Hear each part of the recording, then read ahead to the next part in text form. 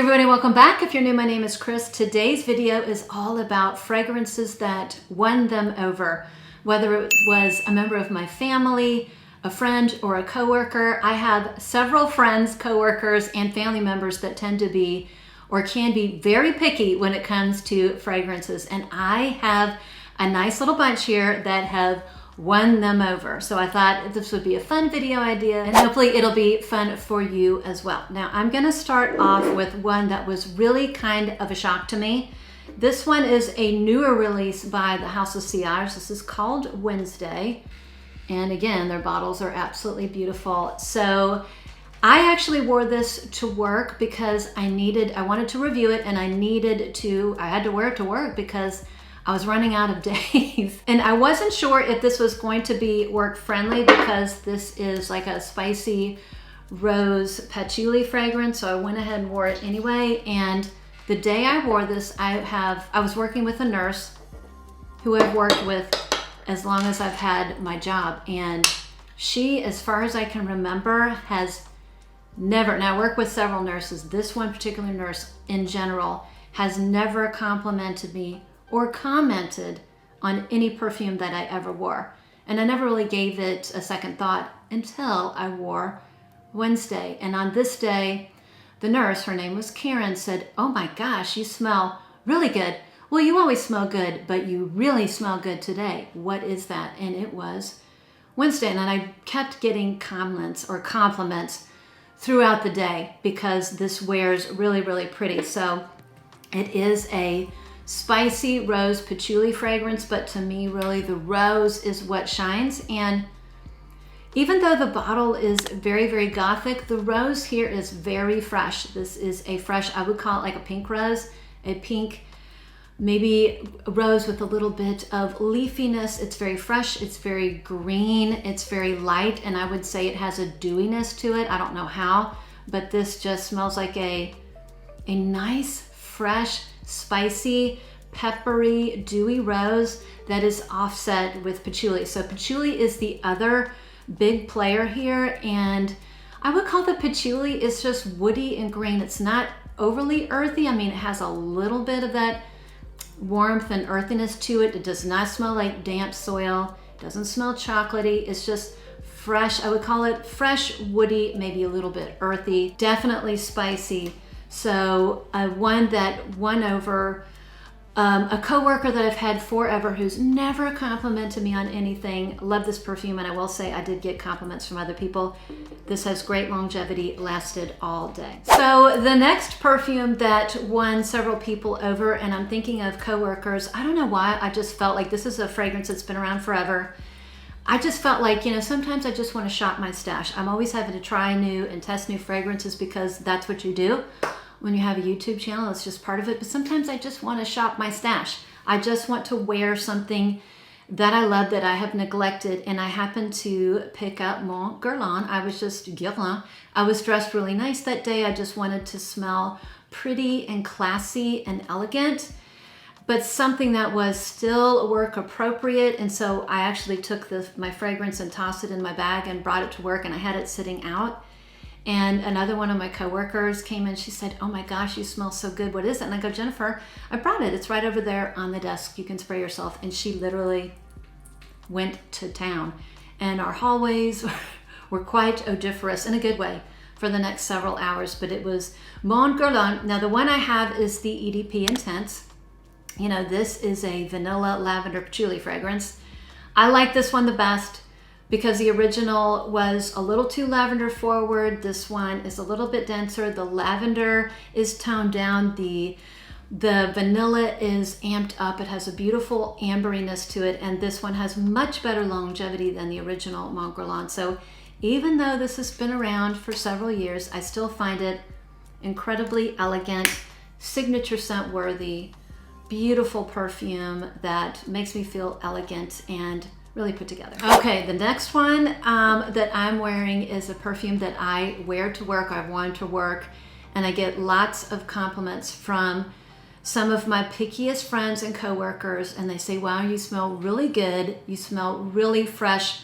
What is that?" And it is Lucky, and it is by Christian Dior. I do, for the most part, love everything in this line, unfortunately, because it's, you know, these elevated designer lines are quite expensive. But this is a good perfume for somebody who really enjoys Lily of the Valley. You know, this, I like Lily of the Valley. I like wearing Lily of the Valley. I like finding perfumes with Lily in the Valley in it because, not because it's my favorite flower, it isn't, not even close. I mean, it smells really good in real life, but it's very, very nostalgic to me. One of my very first perfumes that I ever wore or owned, and I felt really fancy, was Diorissimo by Dior, and that was very heavy on the Lily of the Valley. So I'm always looking for a nice Lily of the Valley perfume. So this is Lily of the Valley. I think it only lists 3 notes, other white florals and maybe some solar notes.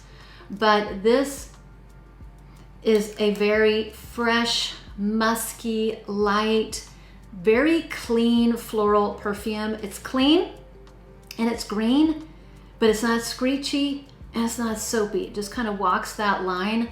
I mean, it's not going to be for everybody. In fact, I have a fragrance twin out there, you know who you are, who this is one of the few perfumes that we don't agree on. I don't think this really worked for her, but I really, really love it. And this is just so clean and fresh and pretty and floral and light and sunny. This is like a sunny day with a little bit of dewiness. The next one won over one of my pickiest friends and coworkers. And I was really, well, I shouldn't be shocked because she only likes things that smell clean. She doesn't like anything heavy. She's not a fan of vanilla. She's not a fan of coconut, anything like that.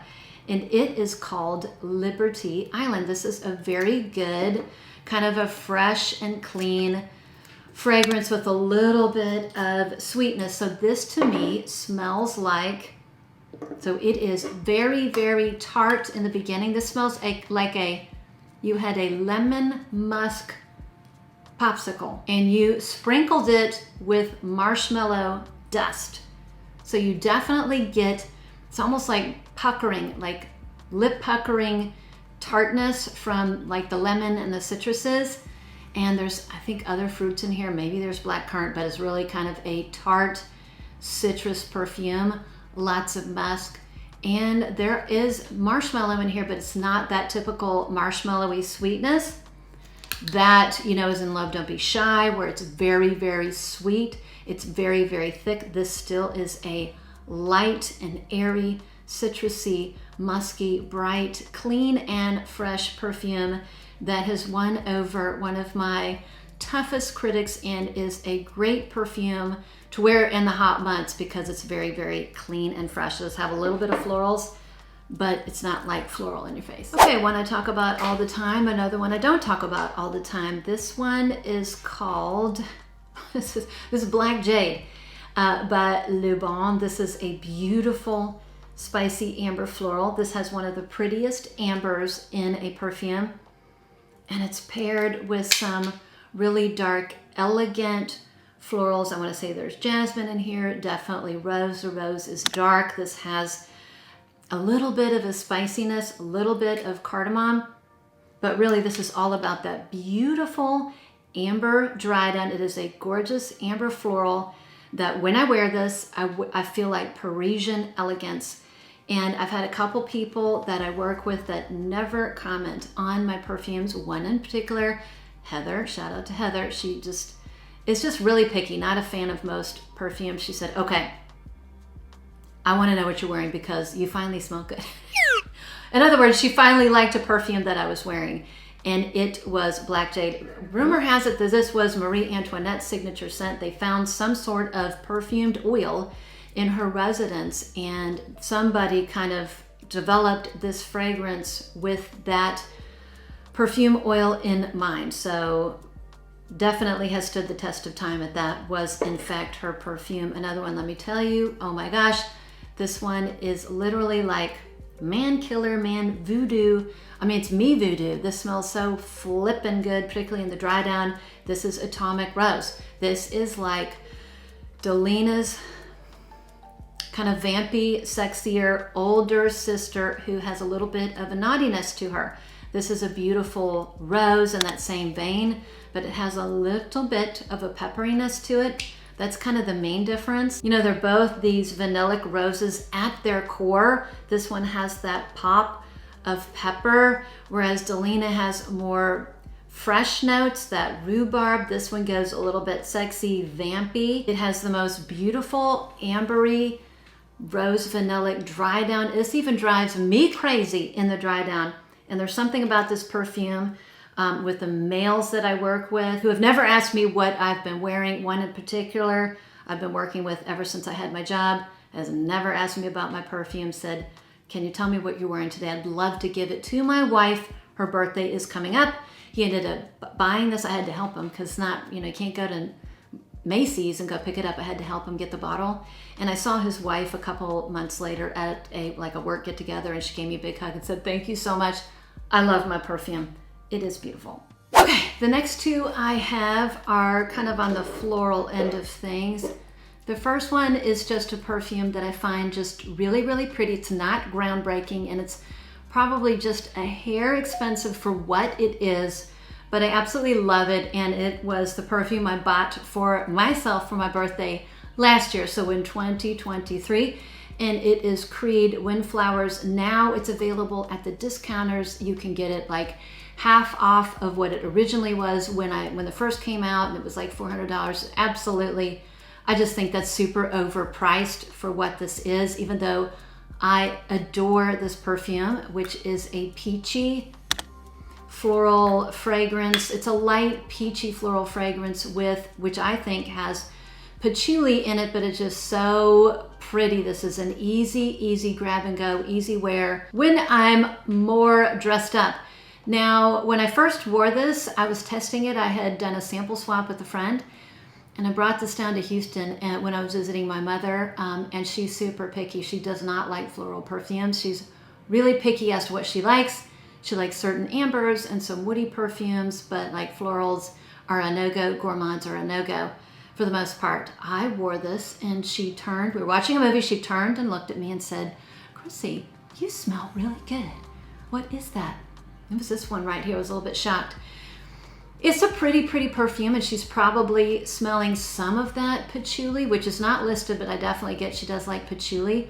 But the florals are just, they're not screechy, they're not in your face. It's like rose, jasmine, orange blossom, just blended so well with a very lovely peachy fruitiness kind of laced throughout. I do think this has praline. I could be wrong, but it's got a little bit of sweetness. And again, I do smell patchouli. It's not listed, and I think maybe added in the base a little bit of sandalwood to increase the longevity of this, because this has really good longevity. Some people have compared this to Coco Mademoiselle. I think maybe in the same kind of generic category. I think there are huge differences. To me, like Coco Mademoiselle has a lot of aldehydes. It's stronger. That one has a much stronger patchouli. This one is a touch maybe more musky, and it's just a little bit sweeter. It has a little bit of that peach sweetness and praline. So love, very well liked with some of my friends and family that are on the picky side. This next one really shocked me. One of my coworkers, her name is Jill. She smelled really good one day, and I asked her what she was wearing, and she told me what she was wearing. I said, hey, let's do like a little sample swap. You smell really good. I want to smell. She had some designer perfumes and flankers that, no one ever talks about and that I didn't own. And I wanted to try to see if it was worth doing a video, like designer flankers that are really good, that are unheard of or kind of lost. And so I said, let's do a sample swap. I gave her a big bucket of perfumes I thought she would enjoy, like huge. A lot of them were on the very expensive side. I said, have fun, just go through, wear whatever you want. And she brought them back, and when she brought them back, I asked her which ones or one was her favorite.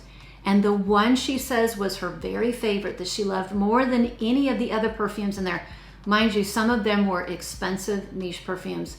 This was her favorite and her husband's favorite. This is Trussardi Donna. This is the EDP, one of my favorite cheapies of all time. This is one of my favorite, affordable fragrances that I've had for years and years and years. I've been going on and on about this for years, but I did find it funny that out of all the perfumes I gave her or let her borrow, this was her and her husband's very favorite. And it's a super likable perfume. I mean, there's a couple of well-known celebrities who this is their signature scent. I want to say Kelly Ripa and Priyanka Chopra. This is their signature scent. It's very likable. It's like a yuzu lemonade, in my opinion, with some really soft, nice florals and a gentle, creamy sandalwood in the base. A lovely grab and go. This is like the perfect Mediterranean vacation. It just smells like a Mediterranean vacation. It's lovely. This could definitely be worn year round. I personally think it's best in the warmer months because of that yuzu lemonade light floral thing going on in the background. Love it. And when I bought my bottle several years ago, before this was hyped up, it was like $30. It might be a little bit more, but definitely one of the best cheapies in all of my collection.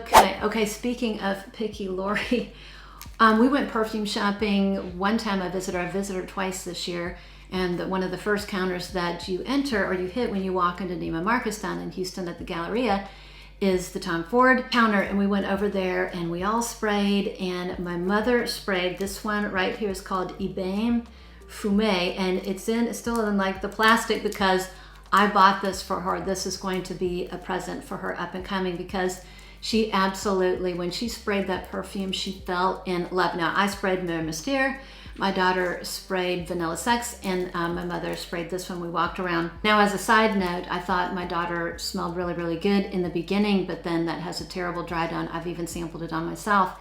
It just smells horrible in the dry down, but my mother and I ended up smelling really good that day, and she was wearing, again, Ebene Fume, which she's one of the pickiest women I know. I've sent her probably 50 decants trying to find something that she likes. I found a handful, but she's super picky and loved this perfume. Now, Ebene Fume, I think, means smoked wood.